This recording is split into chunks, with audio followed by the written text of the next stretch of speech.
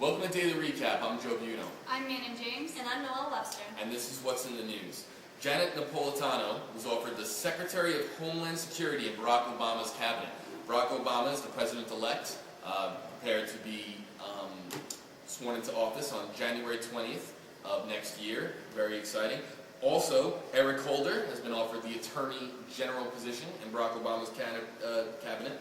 And former U.S. Senator Tom Daschle of South Dakota, former Senate leader, was offered the position of U.S. Secretary of Health and Human Services. So Barack Obama's cabinet is definitely taking shape. We should expect the Secretary of State to be announced within the next couple of weeks.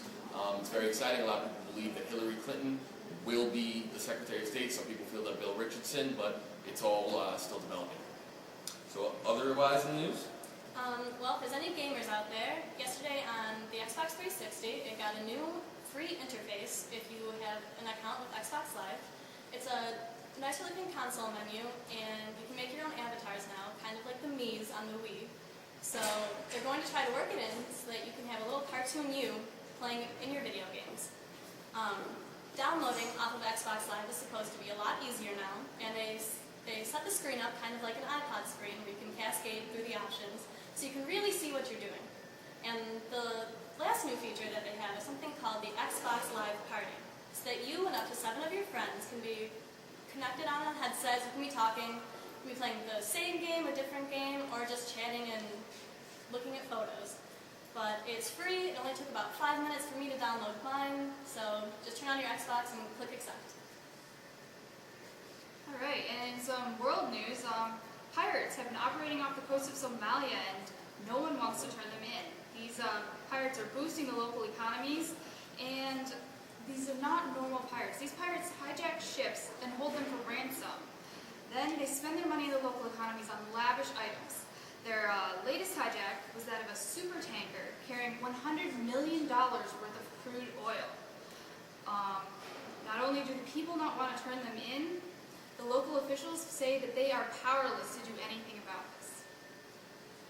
In science news, a team of scientists at Penn State University have taken hairs that have been encased in ice for the past 40,000 years. Hair of a woolly mammoth, which is extinct. They have basically been trying to piece together the genetic code for the woolly mammoth in hope to find out why the woolly mammoth went extinct anywhere from 60 to 80,000 years ago. The hope is that within the next 100 years that they can use this genetic code and in combination with genetic mechanics, use an actual elephant in conjunction with the woolly mammoth DNA to actually reproduce a live woolly mammoth, which would be a breakthrough in science technology and in DNA decoding. In other news, the Triborough Bridge was renamed today, Robert F. Kennedy Bridge. The actual name itself, the official name, will be the Robert F. Kennedy Memorial Bridge. This is a fantastic gesture that was actually proposed by former Governor Eliot Spitzer, and I'm really happy that they decided to do this. It's great for New York City, and it's great that Robert F. Kennedy is being recognized. In the latest music news, if you're a fan of the band The Flaming Lips, DVD has finally been released of the movie Christmas on Mars. You know, they're very go to see them. Spectacular looking and pretty interesting. The film will have appearances by Elijah Wood and Isaac Brock from Modest Mouse. So if you're a fan of music, then you should definitely check this out. Unfortunately, last week, Mitch Mitchell, the drummer of the very influential Jimi Hendrix Experience, passed away due to natural causes. Mitchell's drumming was more involved than your average rock drummer, and it was very heavily influenced by jazz, and pretty much every member of the Jimi Hendrix Experience was so influential for all kinds of music to come, and it's sad to see him go. But on a lighter note, there's a rumor going around that Blink-182 might be getting back together. In the blog by Mark Hoppus, one of the members, he was hinting that all the band members have been reconnecting lately, and that they might be getting back together. So here's to hoping for that one. That's great. In more entertainment news, the much-anticipated film Twilight hits theaters tomorrow. The movie stars Kristen Stewart and Robert Pattinson. It's based off the first book in Stephanie Meyer's series. The series focuses on the relationship between a vampire and a human and has been a sensation with teens. In other news, I don't know if I'm the most appropriate one to bring this up, but there's been some news in People magazine about Hugh Jackman. Well, Hugh Jackman was actually recently titled the sexiest man alive. He just hit 40, and you guys might know him from the films X-Men. He was Wolverine. He was in Swordfish. He was in Van Helsing. He's coming out with a new movie called Australia with Nicole Kidman. And according to Nicole Kidman, wherever they go, women's jaws just drop over Hugh Jackman. And in an interview with Hugh Jackman on why they thought he was voted, I'm going to say it's the face, but I also think it's the pecs. Sounds a little arrogant, but if I was voted the sexiest man alive, I'd probably be a little arrogant too. And something I didn't know, that Hugh Jackman was the voice of Memphis in last year's children's hit Happy Feet.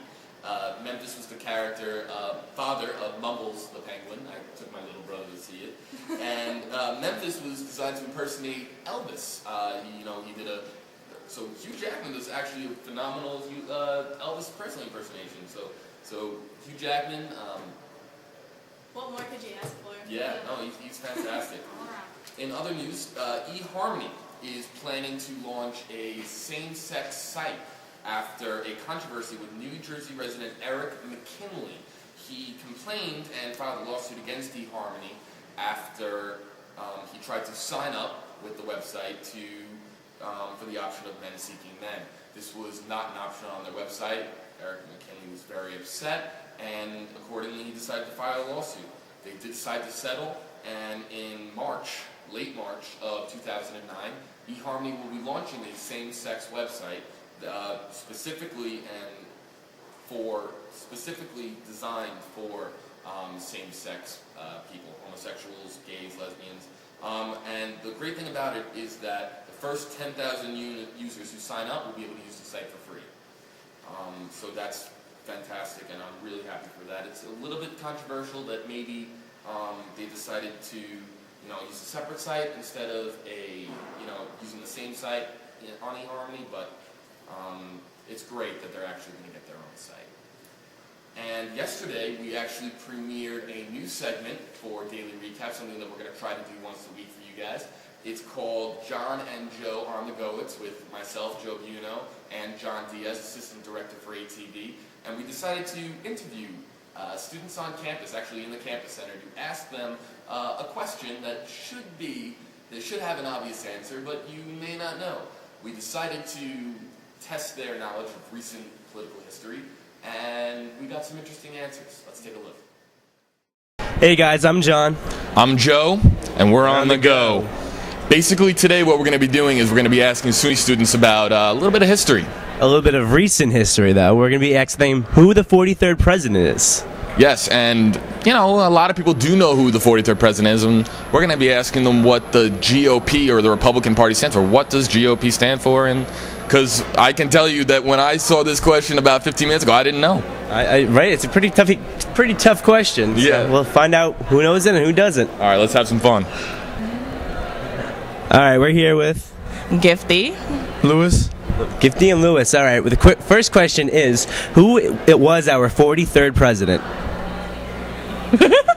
George W. Bush. Well, Very good. Good job. Good job. I looked at him. All right, now George W. Bush was part of the Republican Party, also known as the GOP Party, right? What does GOP stand for? What is Come on, Take a shot. come on, take a stab at it. GOP organization? party. Green. What does GOP stand for? All right, ready for the question? Okay. Who was the 43rd president of the United States of America? George Bush. That's right, George Bush. Now, he was part of the Republican Party, which is also known as the GOP Party. Do you know what GOP stands for? I'm supposed to know that. Oh, Grand Old Party. Yeah, you cheater. All right, thanks a lot, Maurice. Appreciate it. You ready for the question? Probably watching me right now. All right. Who was the 43rd president of the United States? George Bush. George Bush. George Bush. Okay, now he was part of the Republican Party. Yeah. Okay, also known as the GOP Party. Yeah. What does GOP stand for? Government something, I don't know. No. I really don't. Government Operation Party. Government Operation Party. The 43rd president of the United States. Who is he? Who was he? Bill Clinton. Bill Clinton. All right, very close. Now, the current president is George W. Bush, right? Yes. So he's part of the Republican Party. So, and it's also known as GOP Party. What does GOP stand for? Something party. Something party. You want to take a guess? I don't know. Something operating party. Very close. What about the G? I have no idea. Generic. Generic operating party, you said, right? Yeah. All right. Who was the 43rd president of the United States? Come on, take a guess. Bush. Bush. But no, that's correct. You got it right. How do you feel? Great. Okay, now Bush is part of the Republican Party, also known as the GOP Party. Right. Any idea what GOP stands for? Nope. Want to take a guess? No. So who was the 43rd president of the United States? George W. Bush. George. Oh, geez, look at that. All right. So George W. Bush Jr. was part of the Republican Party. Is part of the Republican Party. All right. So the Republican Party is also known as the GOP Party. What does GOP stand for? Grand Old Party. Very good. Good job. I should know. There you go. So I have two quick questions for you. Who was the 43rd president of the United States? I mean, before Barack, like Bush. Yep. Well, George W. Bush. Good job. All right. So George W. Bush is part of the Republican Party, also known as the GOP Party. What does GOP stand for? No idea. Who was the 43rd president of the United States? President George Bush. President George Bush, and he represents what party? The Republican Party. Also known as the GOP Party. What does GOP stand for? That's what you're giving me. Who is the 43rd president of the United States? I have no clue. No idea? Do you want to take a stab at it? No. No, he's pretty unpopular. Richard Nixon? Richard Nixon. Another unpopular one. George Bush? George Bush. Which one? The first or second? Senior or junior? Junior. Junior. All right. So he's in the Republican Party, and the Republican Party is also known as the GOP Party. What does GOP stand for? I have no clue. Guys, who's the 43rd president of the United States? That would be George W. Bush. And he is part of which party? The Republican Party. Also known as GOP stands for? The Grand Old Party. Ah, you cheater. Okay, now here's a little trick question. Who's on the $1 bill? George Washington. Who's on the $5 bill? Abraham Lincoln. Who's on the $10 bill? Alexander Hamilton. Oh, all right, you got it. All right, who was the 43rd president of the United States? What? Hold on, wait, give me a second, hold on. Okay, we're gonna give her some time here. You do not. Gary Coleman? Gary Coleman. Yeah. Is that your final answer, Gary Coleman? Oh, yeah. Gary Coleman. Okay, and who do you think? Take a guess. I don't know. I don't know. I'm Joe. I'm John. And he's a wuss. He goes to class, so he's got to get going. But thank you for turning into John and Joe on the go. Thank you. So, in news that's out of this world, one might say, the International Space Station celebrates its 10th year anniversary in orbit today. It's the world's most elaborate and expensive housing development, and it is now 3/4 complete and weighs 627,000 pounds. NASA says it's about the size of a 5-bedroom house, and some other interesting little things that I found was that the space station has now traveled 1.3 billion miles, orbited the Earth more than 57,300 times, hosted 167 people from 15 countries, and served more than 19,000 meals. So, happy birthday, space station. In local news, an Albany council recently announced that fewer city employees will be getting raises next year than they had previously announced. This is in response to possible revenue shortfalls for 2009. Apparently the economy is affecting everyone. Oh yeah, absolutely. It's definitely fluctuating. And speaking of the economy, the Dow Jones is below 8,000 points for the first time in 5 years. The actual finishing mark for yesterday was 7,997 points, which, as I said, is below 8,000 first time in 5 years. The economy continues to fluctuate. No one really knows if the bailout plan will be successful. Some analysts say that we're heading in the right direction. Others say that with the economy fluctuating, going up and down like a roller coaster, it may never actually stabilize to where it once was. In international news, Ayman al-Zawahiri, Al-Qaeda's #2 behind Osama bin Laden, came out with a statement yesterday in which he referred to President-elect Barack Obama as a house Negro. He specifically stated that he is the opposite of an honorable black American. This is obviously designed to, aggravate the soon-to-be Barack Obama administration, and definitely is, without a doubt, something to keep in mind, considering that Barack Obama will be the first African-American president in the White House. So I know that you might be tired of hearing it from everyone that you talk to, but it really is very important for you to think of your own safety. Last night, a 54-year-old woman from Albany was punched in the face and then robbed. She had her pocketbook, $4 cash stolen, and even her eyeglasses were stolen. So, we hear it all the time, don't walk alone, and everyone just thinks everyone's repeating it over and over again, but really it's a real threat, so everyone just use good judgment and really be careful. This Saturday at 7 p.m., the UAlbany men's basketball team will play their first home game against Central Connecticut State. It's a very big deal, so everybody go out and cheer. Yes, the UAlbany men's basketball team is fantastic. It's a lot of fun to go to games. I highly recommend that you go to as many home games this year as possible. They are very exciting, especially Big Purple Growl, which will be next semester. Also, in UAlbany sports news, the America East tournament will be this week. Actually, Friday night it will begin. In Sefco Arena, the UAlbany women's volleyball team will be taking on Maine. We will have coverage for you that will be shown on Monday's edition of Daily Recap. It'll be very exciting because it's single elimination. You lose and you go home, so it's going to be very exciting and very tense for everybody in the building, and we do expect a very large turnout, so make sure that you go out there and support your Great Danes. Well, if you're looking for a little something else to do this weekend because you're not a big sports fan, this Friday at 8 p.m. in the main theater of the Performing Arts Center, the Don Byron Quartet will be performing. Don Byron is a clarinetist, and he is a UAlbany faculty member, and he'll be playing music that's inspired by Lester Young and Eddie Harris. Tickets are normally $25, but for a student it's only $10. It should certainly be a good time, so you should definitely try and check it out.